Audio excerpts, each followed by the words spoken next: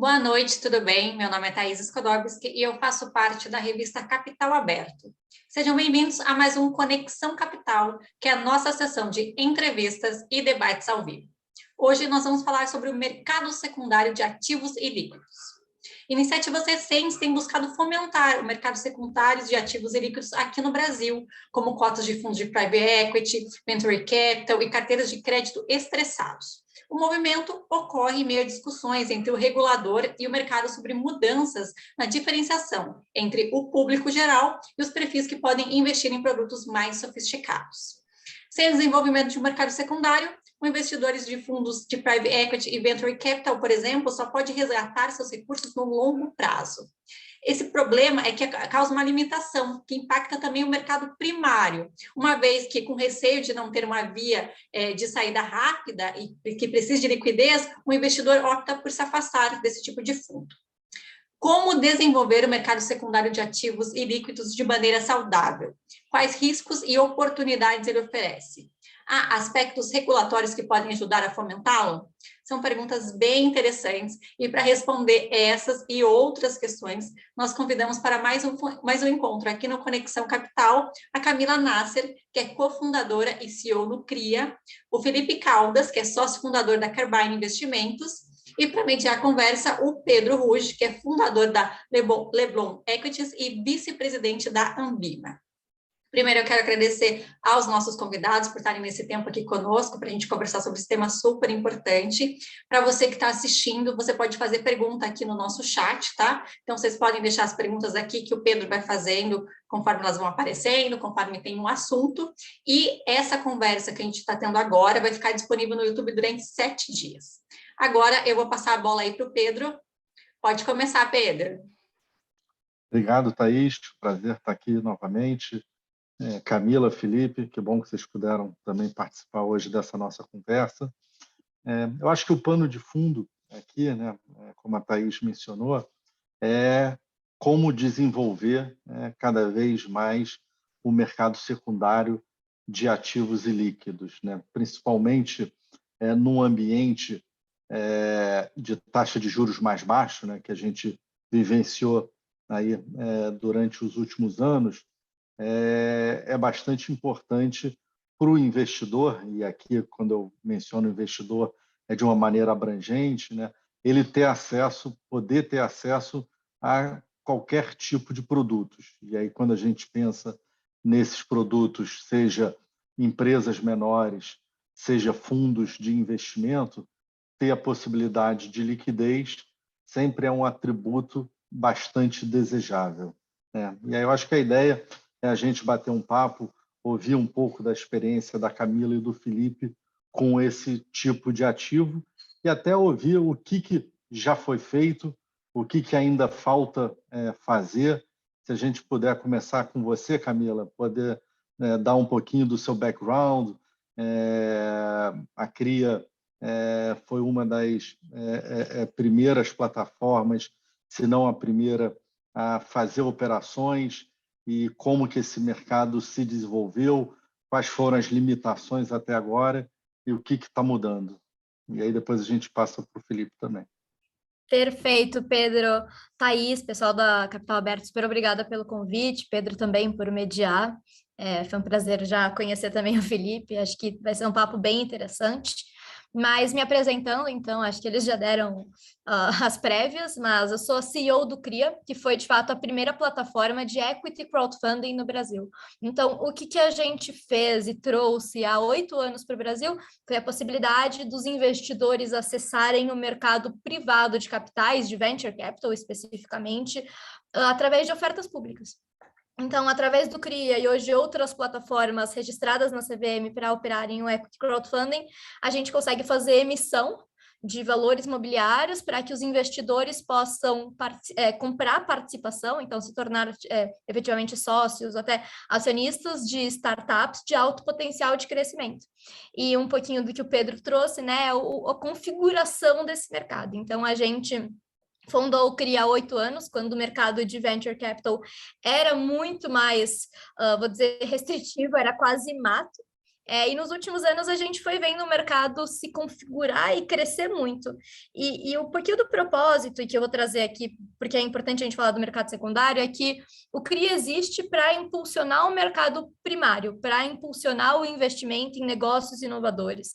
E a visão é que existe muito valor sendo gerado no mercado privado de capitais. A maior parte do valor do mercado de capitais hoje ele está no mercado primário.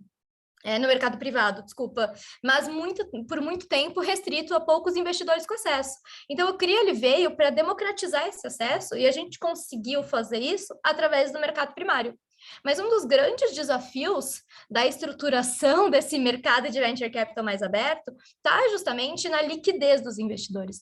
Então, só para vocês terem uma ideia, antigamente, se você investisse, acho que no momento em que a Apple abriu o IPO, até acho que 2019, se você mantivesse sua posição, você cresceria a sua posição em 430 vezes. Hoje isso não existe, né? Investidor que entra no mercado aberto, no mercado público, no IPO das empresas, perde grande parte dos ganhos. E, ao mesmo tempo, as empresas elas estão demorando muito mais tempo para virarem públicas. Em 1999, acho que era uma média de 4 anos para uma empresa virar pública. Em 2019, se eu não me engano, a média era de 11 anos. Então, a gente tem um contexto de grandes oportunidades sendo geradas no mercado privado de capitais, mas com muita pouca liquidez, né? Então, o IPO, que é uma das grandes portas de liquidez, não é acessível a todas as empresas. A gente viu tentativas de Bovespa+, mas ainda não é um negócio que engrenou. E aí que se faz necessário o mercado secundário, que é o mercado que vai dar a liquidez aos ativos e aos investidores. E depois eu comento um pouquinho mais sobre o que a gente está vendo de evolução nesse mercado, mas queria só dar esse contexto, né? O mercado secundário é extremamente importante, porque hoje as empresas mais valiosas são as empresas de capital fechado e que demoram cada vez mais para abrirem o seu capital na bolsa. Com isso, hoje a liquidez do investidor ela está muito vinculada a um investimento de outro fundo, né? Então, a empresa, ela capta com o investidor antes e depois ela vai fazer uma captação subsequente, um série A, série B, e aí os fundos anteriores têm uma liquidez, ou a aquisição estratégica da empresa, ou a recompra dos empreendedores, mas é um cenário que o investidor, ele muitas vezes, ele pode ficar com um ativo 5 anos, 7 anos. Então, resolvermos o problema de liquidez no mercado é importantíssimo para impulsionarmos o mercado privado. Depois a gente comenta mais sobre isso, mas deixa o Felipe, então, se apresentar e falar um pouquinho do contexto do mercado de private equity. Não, boa noite a todos, muito obrigado por me terem aqui neste programa. Obrigado à galera do Capital Aberto, Pedro, Camila, Thaís. Então vamos lá, falando um pouquinho do meu background, como devem já ter entendido pelo meu sotaque, eu sou português, estou no Brasil há 12 anos a morar, mas a cobrir o mercado desde 2005. Eu há 20 anos que eu trabalho na indústria de mercados privados, então com 4 verticais: Private Equity, Venture Capital, Real Estate, Infraestrutura e Crédito Privado, tá? E o que a Camila falou, acho que é muito importante. O maior desafio nessa classe de ativos é sempre dar liquidez, porque tradicionalmente são investimentos que os investidores entram e ou entram diretamente no ativo e aí não têm qualquer tipo de perspectiva de como hão de sair, ou então entram através de fundos que tradicionalmente estão fechados a 10 anos, que podem prorrogar-se por 14, 15, 16 anos assim. Eu fui executivo de uma das maiores empresas internacionais que faz o que nós chamamos de gestão integrada de mercados privados, não é? Então é o quê? Investimentos primários, secundários e co-investimentos, que é investimentos diretos. Então eu fui responsável pela Partners Group, por trazer Partners Group para o Brasil, inclusive. Depois, mais recentemente, pela Hamilton Lane, onde eu fui responsável por trazer a Hamilton Lane para o Brasil também, e depois pela Stepstone. Estas 3 são das maiores gigantes a nível mundial deste tipo de estratégia de investimento, tá? Nós fomos responsáveis a minha primeira transação de mercado secundário de cotas de fundos foi em 2005. Lá fora cheguei a transacionar mais de bilhões de dólares em transações. Fiz lá fora, por volta de 2008, a primeira transação de mercado secundário de fundo brasileiro, mas estruturado como uma estrutura offshore de limited partnership. Foi até o fundo da GP Investimentos, lá foi 2007 ou 2008. E depois, aqui no Brasil, fui responsável por fazer a primeira transação de mercado secundário de FIPs no Brasil. É engraçado porque quando eu vim aqui para o Brasil, eu nem morava cá, morava na Suíça na altura, eu falava sobre o mercado secundário de FIPs e havia investidores que me chamavam de mentiroso, diziam que eu estava a mentir, que isso não existia.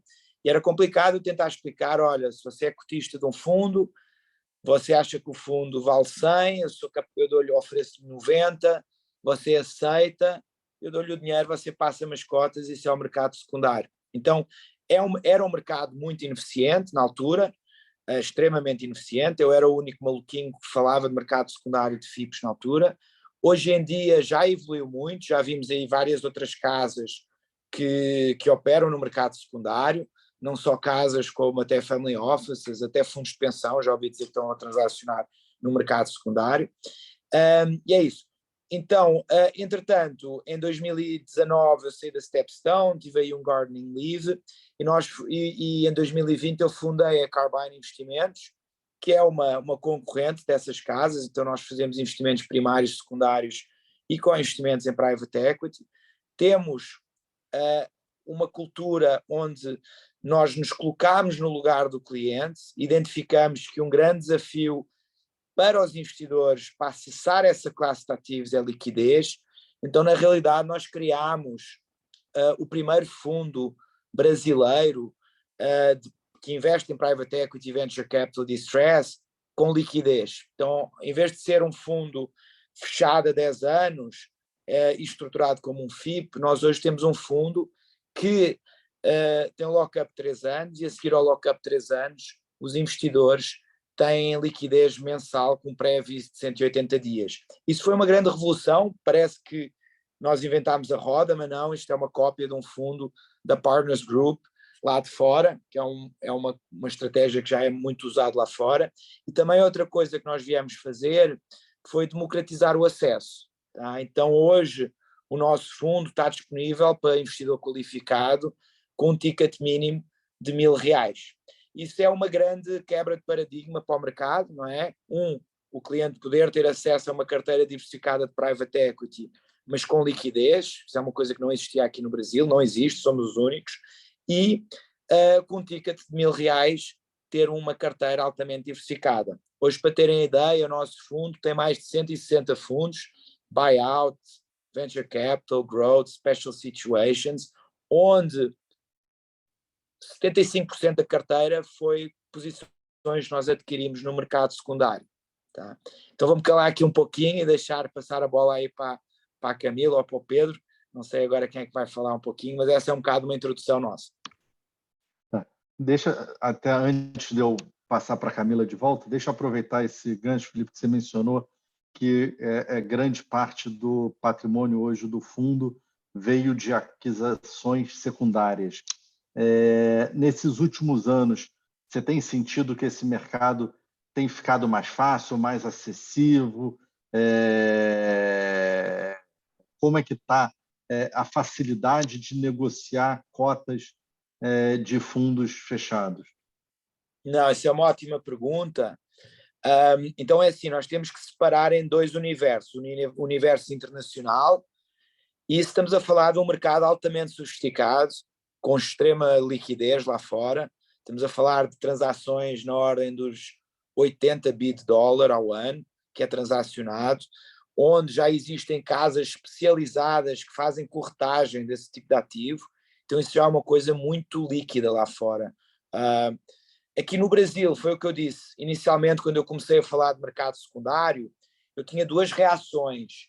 Primeira, até era dos gestores. Os próprios gestores, quando eu tinha uma reunião, eu sempre tentava originar com investimentos e tentar originar secundários. Eu dizia, olha, se por acaso você tiver algum cotista que quer sair, fale connosco porque nós somos compradores. E a reação que eu via da maior parte dos gestores era eles ficarem ofendidos. Eles ficavam assim, como assim alguém querer sair do meu fundo? O meu fundo está indo muito bem, não tem nada de errado, porque é que a pessoa quer sair? Então, nesse ponto principal, acho que mudou muito. Hoje os gestores já realizaram a realidade, que é o quê? Que os investidores têm problemas de vida que não têm nada a ver com o gestor, não é? O cara pode ter quebrado na física, precisa de dinheiro e liquidar a posição, pode ter entrado um novo diretor de investimento na fundação e o cara diz que não quer FIPs na carteira e ele tem que liquidar, sei lá, a filha casou, ele quer comprar uma casa e pagar o casamento. Então há várias questões que não têm nada a ver com o gestor ou com como o investimento está indo, que faz os investidores procurarem liquidez. Tá? Então esse acho que foi o primeiro passo, foi os gestores se sentirem confortáveis a que as cotas dos FIPs deles sejam transacionadas e que isso não quer dizer que eles são ruins ou que são bons. Tá? Então esse é o ponto número 1. O ponto número 2 é o investidor saber que existe isso.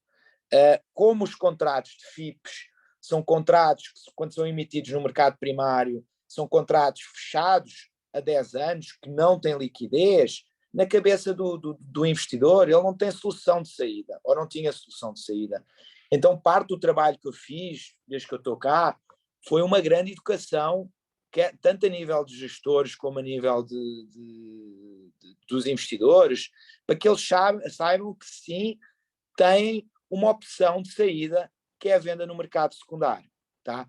Obviamente, hoje no Brasil, ainda não é tão sofisticado como nos Estados Unidos, ou na Europa, ou na Ásia, mas estamos a ver que esse mercado evoluiu muito mais. Antigamente, parecia que o investidor tinha medo de liquidar a posição. Ficava, eu estou a vender aqui, tem aqui qualquer coisa que eu não estou a ver, que eu vou perder, ou não sei, havia assim uma sensação que eu acho que isso já passou e hoje eles identificam como uma ferramenta de gestão de carteira como qualquer outra que existe. Ótimo, ótimo. Camila, passando um pouquinho para você, conta um pouco da dificuldade, porque a norma vigente, né, que vai mudar agora no final do mês, de crowdfunding, proibia a negociação no secundário. Se você puder contar um pouquinho dessa dificuldade, o que está mudando, seria ótimo. Perfeito. Então, um pouquinho do contexto, quando a gente fala do equity crowdfunding, é a democratização absoluta do venture capital, no sentido de que qualquer pessoa pode investir, independente de investidor profissional, qualificado, pode acessar a esse mercado. E com isso, todas as plataformas que fazem equity crowdfunding são reguladas. Então, a principal ferramenta de investimento regulado para o venture capital e democrático é o equity crowdfunding. E nessa ferramenta, as plataformas eram proibidas pela CVM de atuar com intermediação de transação subsequente. Então, a gente só podia atuar bem especificamente e bem focado no mercado primário. Isso por quê? É um mercado muito novo, né? O equity crowdfunding surgiu no Brasil em 2014, como toda inovação, igual estão perguntando aqui de token, enfim, como toda inovação, como token, como blockchain, surgiu o mercado antes da regulação. Então, o mercado surgiu em 2014, regulação surgiu em 2017, e foi uma regulação para ver se o mercado funcionava, para ver se não seria um mercado de muita de fraude. Então, a regulação de 2017, que é a CVM 588, é uma regulação bem restritiva. Impunha limites, por exemplo, de captações até 5 milhões. Então, para fazer uma oferta pública, limite máximo de oferta era de 5 milhões, e para empresas que faturassem 10 milhões. Ou seja, construiu-se um mercado de nicho. E a proibição das plataformas intermediarem as transações subsequentes, ou seja, permitirem o mercado secundário, vai muito no medo que inclusive, acho que eu tenho também essa cautela de como é que se comporta a precificação de um ativo com tamanho tamanha possibilidade de assimetria de informação. Então, para a gente conseguir entender, né, que o mercado de investimento em startups, o mercado de venture capital, é um mercado, na essência, de longo prazo, né? É um mercado que seria muito prejudicado se fosse pautado em investimentos no papel. Então, eu acho que é isso que a CVM entendia ao restringir que as plataformas fizessem qualquer tipo de, ou seja, qualquer tipo de intermédio para que os investidores pudessem, a qualquer momento, se desfazer ou enfim, vender ou comprar os seus papéis sem robustez na hora de precificar. Porque é um investimento que a gente está vendo, é um investimento em empresas pequenas e, portanto, a gente não conta com os mesmos níveis de informação e de acesso à diligência. Aí, a gente teve esse primeiro período de experimento, as primeiras plataformas, e conseguimos provar o mercado. Então, foi um mercado que cresceu bastante, que a gente não teve fraudes, que conseguiu se estabelecer bem. Até que a CVM postou e publicou agora a resolução 88, que altera as normas do equity crowdfunding, aumentando o teto, então, de captação, a gente aumenta de 5 para 15 milhões de faturamento das empresas, de 10 a 40 milhões, mas principalmente permitindo aí que as plataformas atuem como intermediárias de transação subsequente. Fala frase gigantesca, intermediária de transação subsequente, pelo simples motivo de que a CVM ainda veda que as plataformas se coloquem como mercado secundário, né? Então, é explícito que o que a CVM está permitindo hoje para a liquidez dos ativos é que as plataformas elaborem um mural simples de encontro de investidores, investidor querendo vender, investidor querendo comprar, podendo se comunicar, podendo registrar essa venda, mas sem nenhum sistema de criar preços. Isso é importante porque, de novo, a CVM precisa entender que dá para se estruturar o mercado, eu vou usar o aspas do secundário, então estruturar um mercado privado dentro do equity crowdfunding, sem comprometer a saudabilidade do crescimento das emissoras, que poderiam ser muito prejudicadas se uma má dinâmica de formação de preço existisse. Perfeito, perfeito.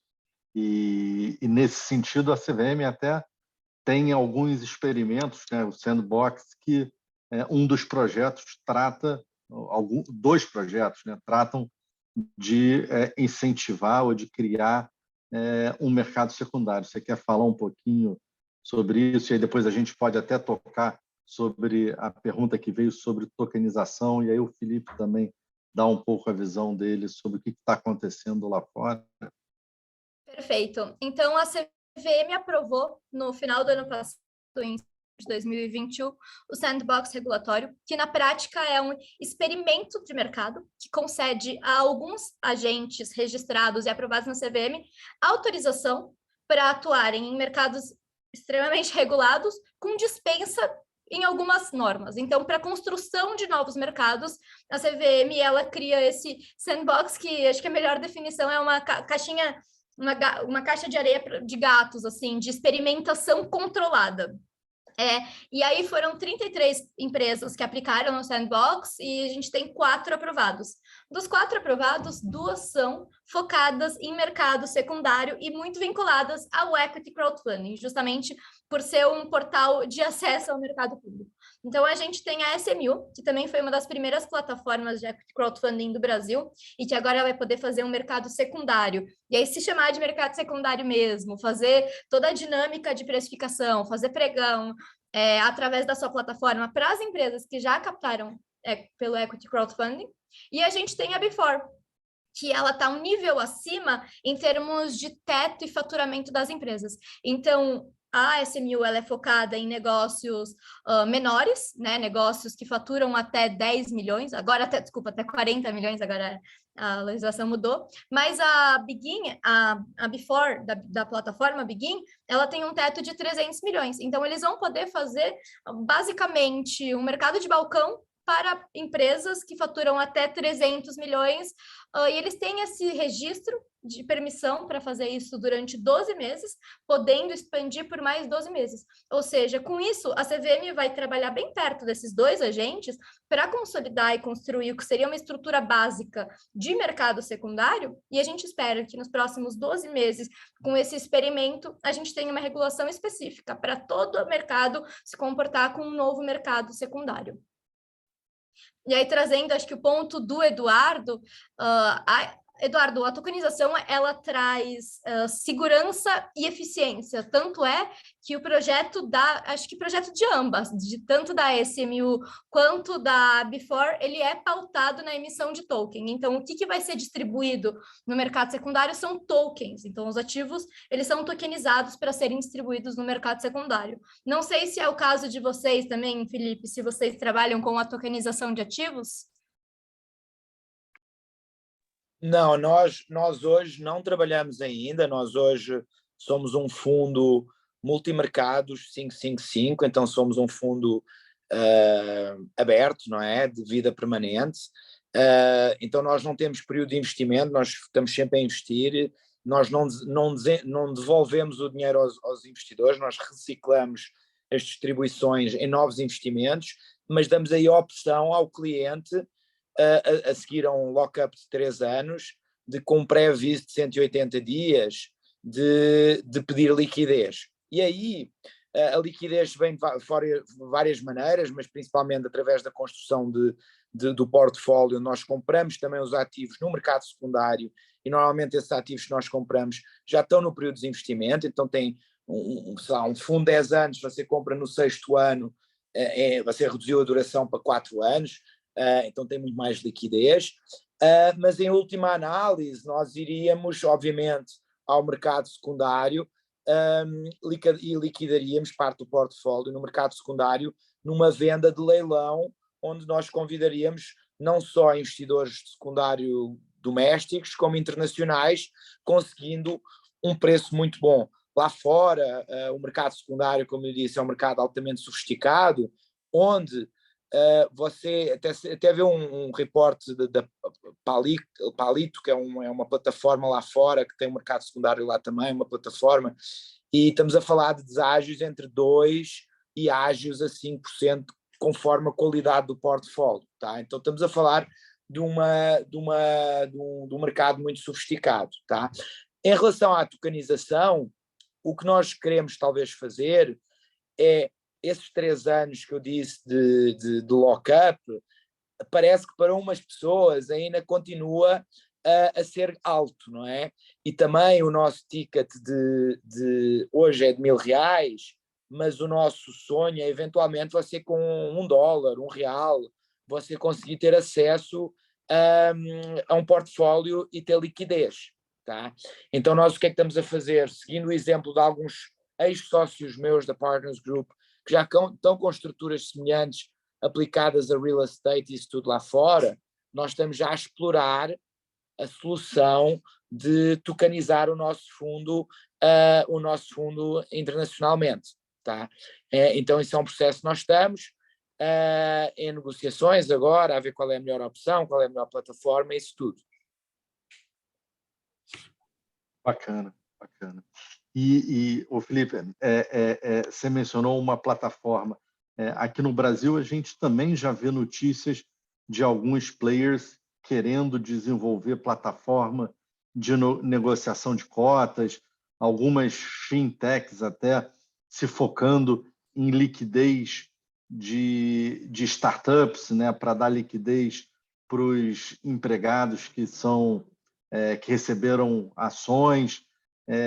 Como é que você vê esse mercado? Você acredita que pode ter um marketplace, um lugar onde as cotas podem ser transacionadas? Como é que se enxerga esse desenvolvimento? Não, essa é uma ótima pergunta e óbvio que eu concordo que nós no business plan da Carbyne nós temos a ambição de ter uma plataforma dessas, tá? Então nós neste momento estamos a levantar uma nova rodada de capital, onde nessa rodada de capital nós vamos criar o que nós chamamos a Carbyne Digital Matrix, que vai ser um universo onde, mais uma vez, não é que o cliente, o investidor profissional não vá ter acesso, ele tem acesso, não é? Mas nós queremos dar acesso também à pessoa menorzinha, então democratizar mesmo o acesso disso.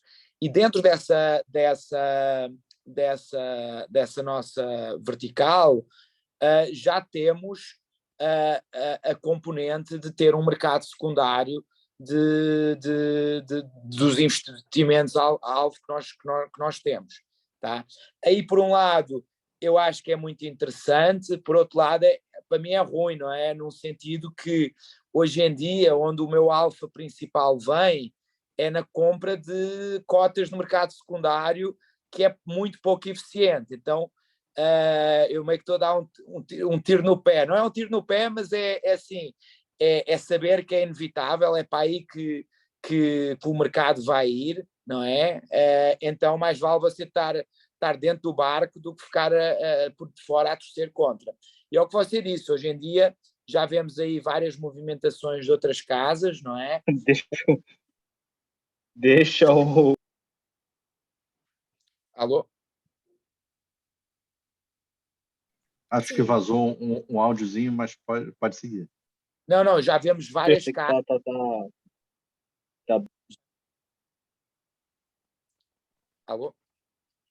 Já vemos várias casas que se estão a posicionar para fazer isso também. Então eu acho que isso é o flavor of the month, acho que é o que todo mundo está falando. Obviamente, executar isso é muito mais complexo do que ter a ideia e tentar fazer. Na Europa já houve várias casas que fizeram, e eu acho que o maior desafio aí é que nos mercados privados ninguém é obrigado a dar informação a ninguém. E existe uma grande proteção por parte dos líderes da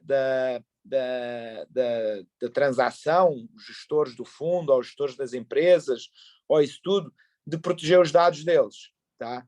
Então, sem os dados, é complicado você conseguir precificar isso se você não for um investidor que tem algum relacionamento com esses gestores de fundos de alguma maneira. Aqui no Brasil, uma coisa que nós fizemos internamente que foi muito interessante é que todos os fundos são regulados pela CVM, não é? Todos os fundos têm que pelo menos prestar uma vez por ano uma auditoria do fundo e das investidas, não é?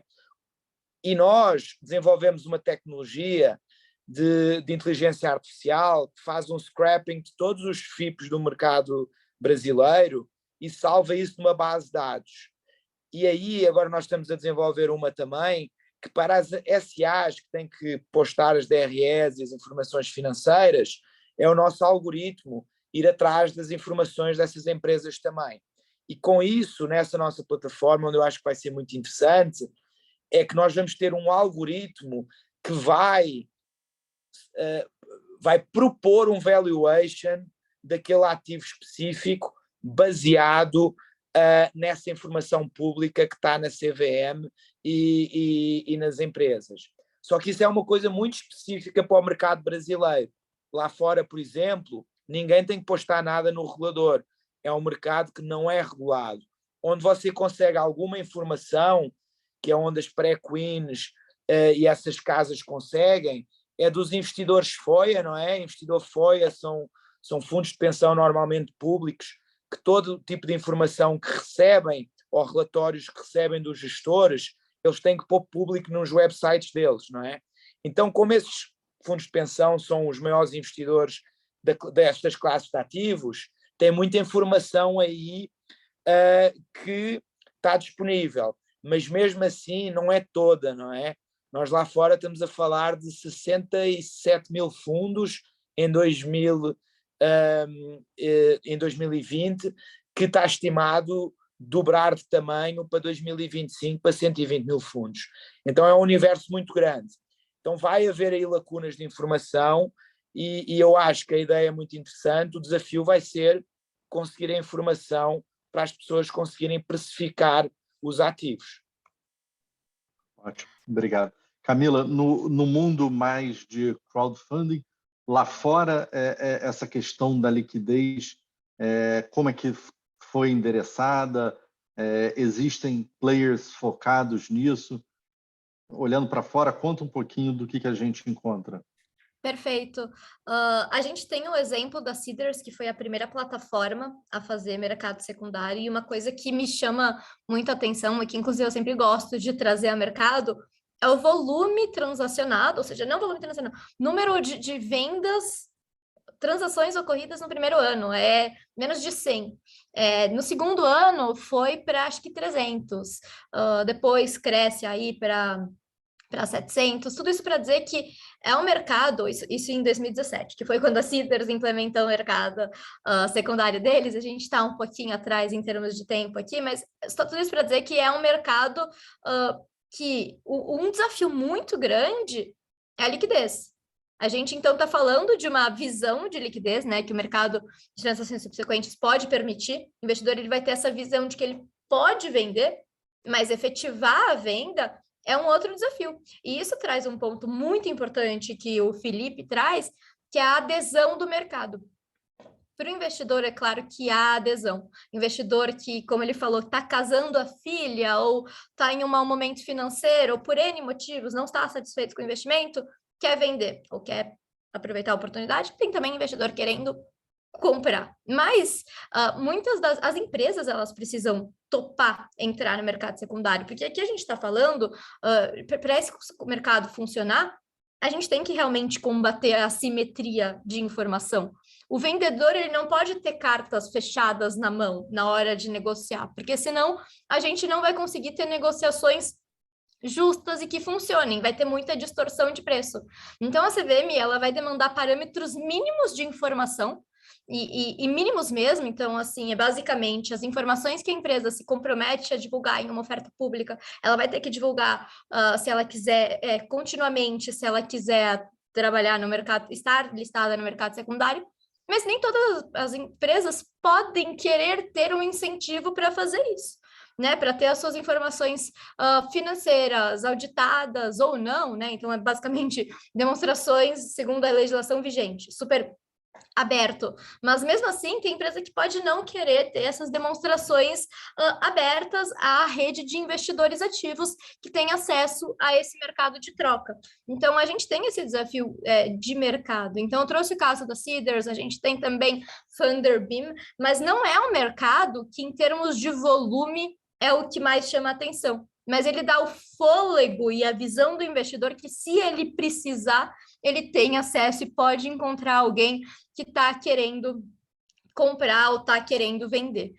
Então, um pouquinho dessa visão, e eu acho que uma coisa super importante da gente pontuar sobre o mercado secundário é que a gente vai experimentar agora. A gente tem a primeira permissão da CVM para construir, e a gente tem que construir direito, principalmente plataformas como a SMU e Before, que tem uma autorização específica da CVM através de sandbox, temos que ter muita clareza dos parâmetros que vão ter setados, e temos que parametrizar aqui em cima na indústria, ou seja, criar assim, uma base muito robusta de diligência, porque é um mercado muito complexo de se desenvolver, e que não vai se desenvolver do dia para a noite, e que ele tem que agir a favor do mercado primário, né? Ele tem que existir para suportar as empresas que fazem emissão e que giram a nossa economia.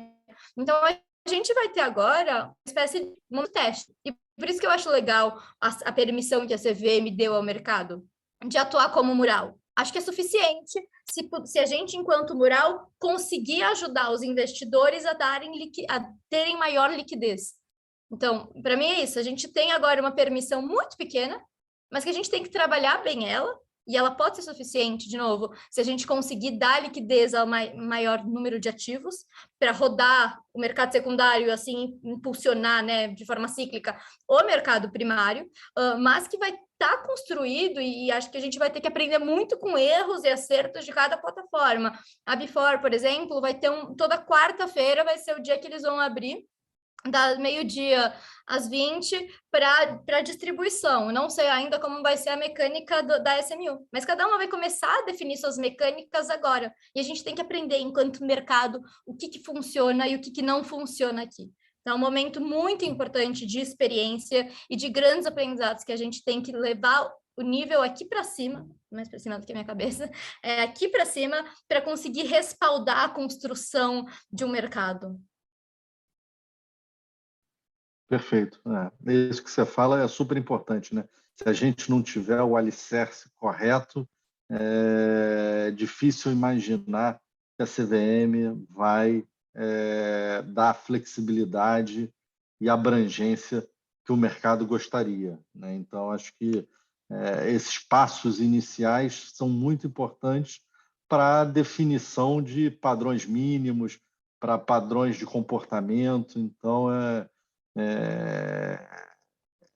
é um momento, concordo com você, super importante e que pode dar acesso a várias empresas que hoje não conseguem ter capital de longo prazo, né? Então, acho que a beleza desse movimento é que, num país de juros altos, de restrição a financiamento, você ter a possibilidade de acessar um bolso que hoje ele não está disponível é muito bom.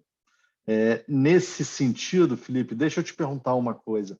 Em relação a público-alvo, né? Hoje, os FIPs acabam, os fundos mais de mercados privados, seja FIPs ou seja até mesmo o multimercado que vocês têm, eles acabam ficando restritos a um universo de pessoas, de investidores bastante limitado, né? Você acha que seria positivo e que a gente tem espaço para que um público mais de varejo consuma também? Eu acho que é meio que óbvio, dado que vocês têm um produto com ticket mínimo de R$1.000, né? Mas ouvir um pouco a sua experiência, o que tem sido de dificuldade, questão de educação financeira aqui no Brasil. Conta um pouquinho como é que tem sido esse movimento e o que seria possível avançar ainda para facilitar. Não, Pedro, isso é uma ótima pergunta, e não é só aqui no Brasil, tá? Se nós começarmos a ver lá fora, o private equity começou e os private markets em geral começaram a ir atrás do que eu chamo os elefantes, não é? As scalpers, os Kuwait Investment Authorities, os grandes institucionais, isso era uma classe de ativos que era praticamente reservada para eles. Depois começaram a ir atrás dos grandes family offices também, galera com muita grana, muito dinheiro. Nós já começámos a ver uma movimentação da turma a ir atrás dos private banks e hoje em dia, mais recentemente, do varejo. Tá? Aqui no Brasil, nós víamos muitos fundos de pensão, alguns family offices e nos últimos 2 ou 3 anos, eu acho muito impulsionado pelo CDI ter ido a 2%, eu digo sempre a brincar que o CDI é o meu maior concorrente, não é? E quando o CDI bateu aí os 2%, nós víamos que a maior parte dos investidores estava em pânico, não sabia o que é que havia de fazer. E assim, é uma pena, hoje em dia não é possível ainda o varejo acessar ao private equity, tá? Ou ao venture capital. O venture capital consegue através dos crowdfundings, mas não num portfólio de private equity diversificado.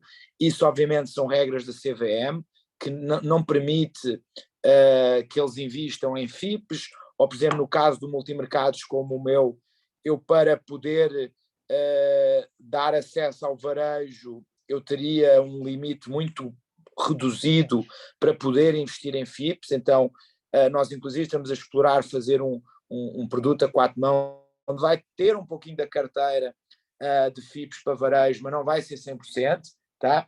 Mas é uma pena porque é realmente, na minha opinião, e deem o desconto que seja necessário, porque eu faço isto há 20 anos e só faço isto, então estou claramente conflitado em falar isto, mas é claramente a melhor classe de ativos que existe, tá?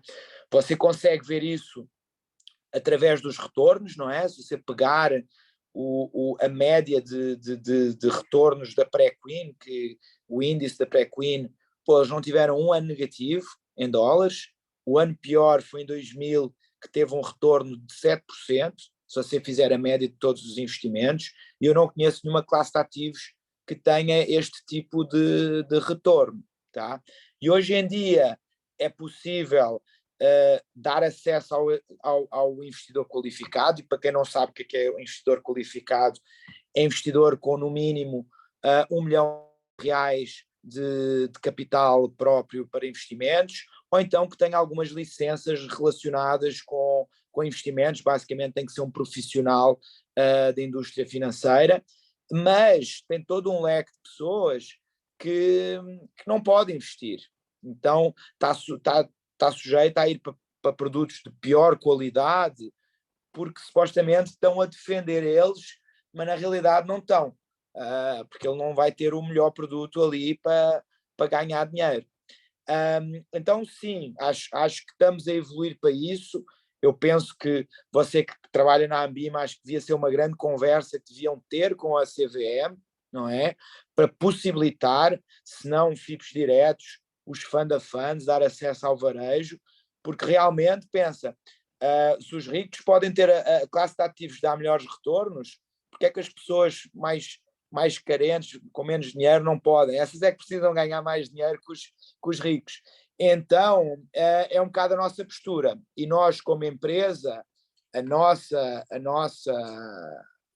nosso lema principal é a democratização da classe de ativos, é virarmos um Robin Hood dos private markets, e é tentar dar acesso a todo o mundo, alguém com real poder investir numa carteira diversificada de private equity. Mas, obviamente, precisamos da ajuda do regulador. Não, há coisas que transcendem o nosso poder ou o nosso querer, não é?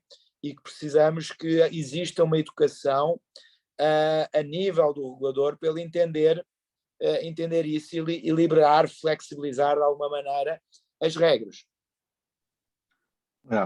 Eu concordo muito com essa visão, que eu acho que aqui a ferramenta mais importante é o perfil do investidor, né? O suitability, né? O investidor que não tem 1 milhão, mas tem conhecimento e entende dos riscos, deveria poder alocar X% em ativo que ele entende ser o melhor para ele, né? Então, acho que quantidade de patrimônio não deveria ser uma medida para afirmar se a pessoa tem conhecimento e entende dos riscos. Então, acho que isso é válido para todos os ativos, né? Então, a ferramenta de conhecimento do perfil do investidor deveria ser aí a solução para que se dê realmente acesso a qualquer tipo de produto financeiro. Camila, deixa eu te perguntar uma coisa, né? A gente está caminhando aqui para o final, mas a gente ainda tem mais 10 minutinhos. Em termos de tecnologia, ou seja, a gente viu aí nos últimos anos cada vez mais uma facilidade, uma simplificação, uma redução de custos. Como que a tecnologia tem ajudado tanto as plataformas quanto os emissores, né? E o que a gente ainda pode ver aí nos próximos anos para melhorar essa experiência e, de novo, atrair cada vez mais investidores para esse nicho de mercado? Não, perfeita pergunta. Acho que até quando a gente fala aqui da tokenização, dá para se entender um pouco o potencial real da tecnologia para, primeiro, facilitar a emissão e estruturação de ativos, então, que serão ofertados, mas de forma a se distribuir mais, né? Se destrinchar a distribuição. Então, às vezes, um token, ele pode, quer dizer, 100 tokens podem equivaler a uma cota, então a gente consegue aqui diminuir e pulverizar muito mais a emissão. E a tecnologia, ela também facilita muito em níveis de segurança e agilidade aqui na transação, uma vez que quando a gente fala de novo de tecnologia de blockchain, a gente está tirando o intermediário. É muito engraçado a gente falar de tirar o intermediário quando o mercado de capitais é tão regulado e demanda hoje intermediários.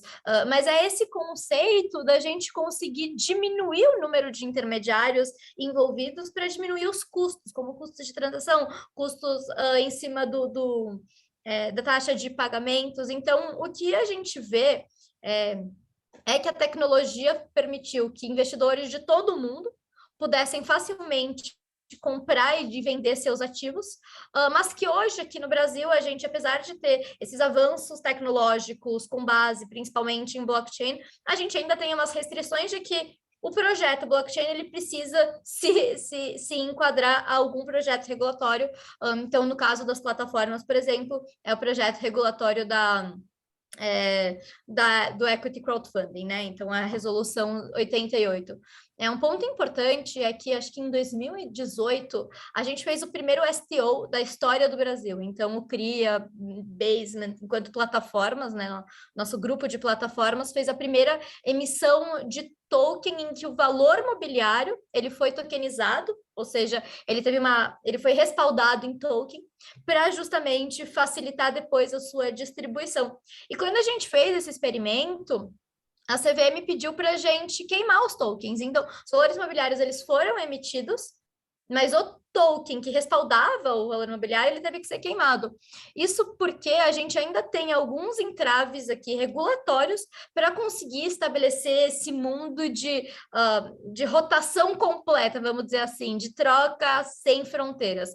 Eu acredito nesse mundo, eu acredito que a gente está mais perto disso. Então, quando a gente fala principalmente de Web 3.0, eu olho muito mais para isso, para a infraestrutura, do que NFT. Quando a gente fala de cripto, também me interessa muito mais o mercado do blockchain, de novo, a infraestrutura que permite o cripto do que a própria cripto. Aí é uma visão pessoal mesmo, mas o que a gente vê é que existe uma nova tecnologia de descentralização e de eficiência em registros e que facilita muito com que algum ativo emitido aqui no Brasil seja muito mais acessível globalmente. Então, o que a gente tem hoje na tecnologia é isso, essa visão de acesso mais global. Perfeito. E Felipe, se você quiser também falar um pouco do que você tem visto aí das últimas evoluções, principalmente dos fundos em termos de investimento, e aqui no Brasil também, seria interessante a gente ouvir um pouquinho a sua visão. Não, ótimo. Então, é assim, nós, como eu disse, eu trabalho na indústria há 20 anos e trabalhar para as maiores casas do mundo, gigantes mesmo, e passado 20 anos eu decidi montar a minha própria empresa e eu olhar para as coisas que eu e os meus colegas fazíamos há 20 anos, eu reparei que a classe de ativos de mercados privados ainda é uma indústria muito analógica, muito século XX. Isso era uma coisa que me chateava. Tudo é muito manual hoje em dia. Se você for a ver nas grandes casas, quase tudo é feito manualmente. Os relatórios são feitos manuais, relatórios de 100 páginas, com muita encheção de linguiça, como se diz aqui no Brasil, não é? Eu venho de um background também bastante quantitativo, onde trabalhei em hedge funds que já usavam algoritmos de machine learning para fazer as análises e executar ordens. Eu comecei a pensar, olha, como é que nós conseguimos usar tecnologia dentro do universo de mercados privados, que é tradicionalmente um lugar que é muito analógico. E eu, antes de montar a Carbine, eu estava num gardening leave, num non-compete, então eu decidi ir tirar umas pós-graduações, não é? Separar um bocado o que é ficção da realidade, e eu tirei 3 pós-graduações no MIT, uma de digitalização, uma de inteligência artificial, e depois fui convidado para participar do Bootcamp de Inovação e Empreendedorismo, onde ficámos em segundo lugar, e toda a tese da Carbine, que foi desenvolvida dentro do MIT, usando como exemplo essas grandes casas internacionais. Tá? Então é assim, nós já nascemos copiando um modelo de uma Partners Group da vida, mas digital, nosso processo é todo digital, nosso due diligence é todo digital, nosso questionário due diligence é digital, e desenvolvermos várias ferramentas de inteligência artificial para digerir e analisar estas oportunidades, onde nós conseguimos eliminar os viés cognitivos do ser humano, eliminar os erros humanos, e em fração de segundos fazer um trabalho que nos ia demorar 2 meses. Tá? E com essa eficiência nós conseguimos também democratizar o acesso ao private equity e conseguimos, baixando os custos, não é? E conseguimos tornar a própria classe de ativos eficiente. Sendo sincero e olhando para a galera lá fora, eu vi já algumas casas explorando esta parte da tokenização que a Camila falou, que realmente tem muita tecnologia aí por trás, não era possível se não existisse os blockchain, isso tudo. No entanto, que eu saiba, nós somos os únicos hoje no mundo a usar inteligência artificial para analisar e digerir a informação do mundo private equity. Como eu lhe disse há bocado, em 2020 tinha 67 mil fundos. Pô, se você usar o questionário de 184 perguntas da Ambima, pô, estamos a falar de milhões de variáveis. Mesmo que você conseguisse analisar os 67 mil fundos, era humanamente impossível nós conseguimos correlacionar estes dados todos na cabeça para escolher as melhores oportunidades. Então, este universo virou um Big Data Problem. Tá? E para um Big Data Problem, nós precisamos de tecnologia, precisamos de inteligência artificial. Então é um bocado essa a minha posição.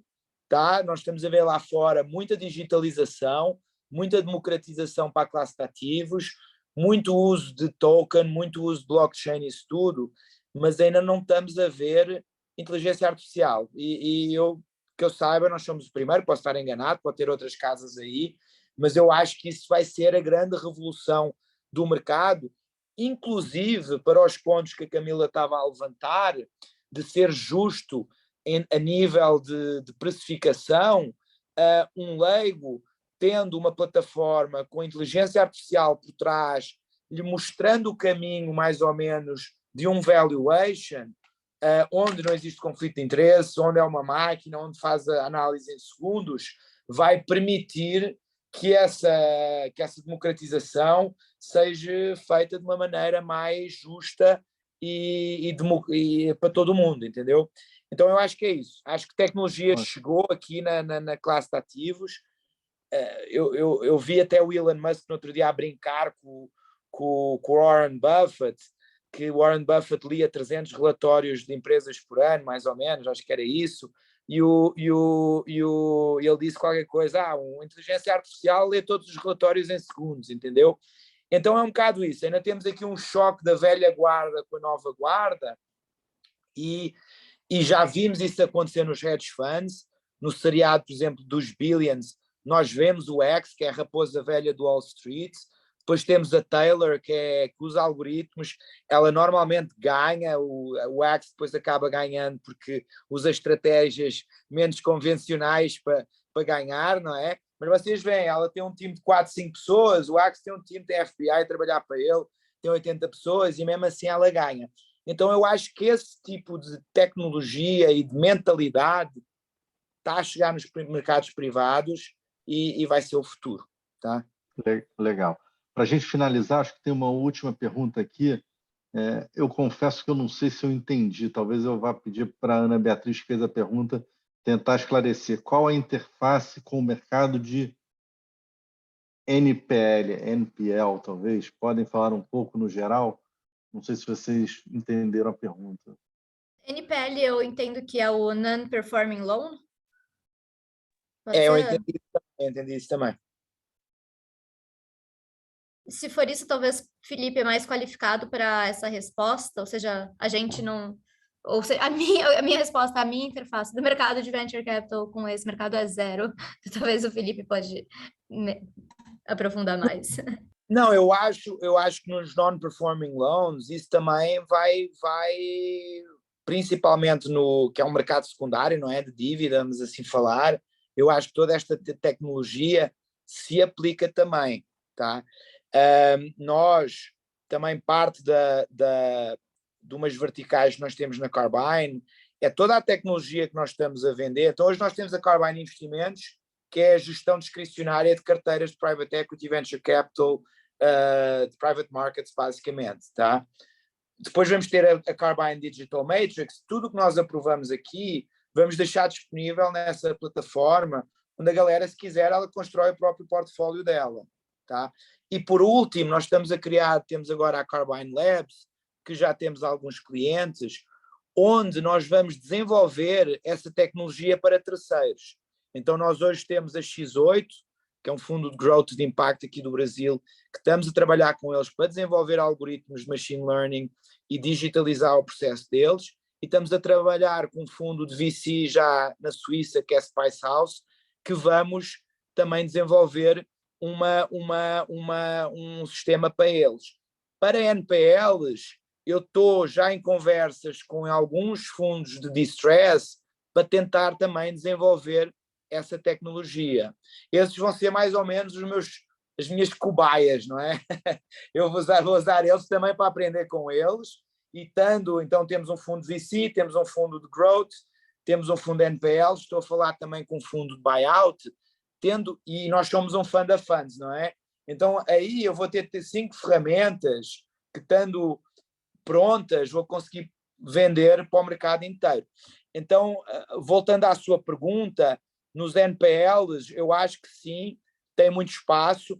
Aí o desafio, mais uma vez, vai ser os bancos ou quem emprestou o dinheiro que quer liquidar essa posição, dar a informação para a tecnologia poder analisar e poder dar um preço.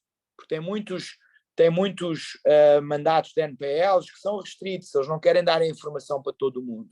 Então essa procura dessa informação, e era o que a Camila estava a dizer, as pessoas vão ter que querer dar essa informação. Se elas não dão essa informação, sem informação, se ela não é pública, é complicado você usar esse tipo de tecnologia para ajudar na interface, para ajudar na operação. Ótimo.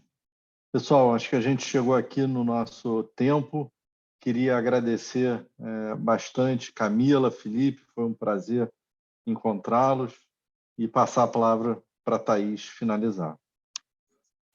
Pedro, muito obrigada aí pela sua condução, foi uma ótima mediação. Camila, Felipe, obrigada aí pela essa conversa. Para todo mundo que assistiu, a gente também agradece. Vocês podem rever esse encontro no YouTube, vai ficar 7 dias disponíveis. E vocês também podem se inscrever na newsletter da Capital Aberto para ficar sabendo dos próximos eventos que vão acontecer nas próximas semanas, tá certo? Obrigada e boa noite. Valeu, boa noite. Boa noite a todos, muito obrigado.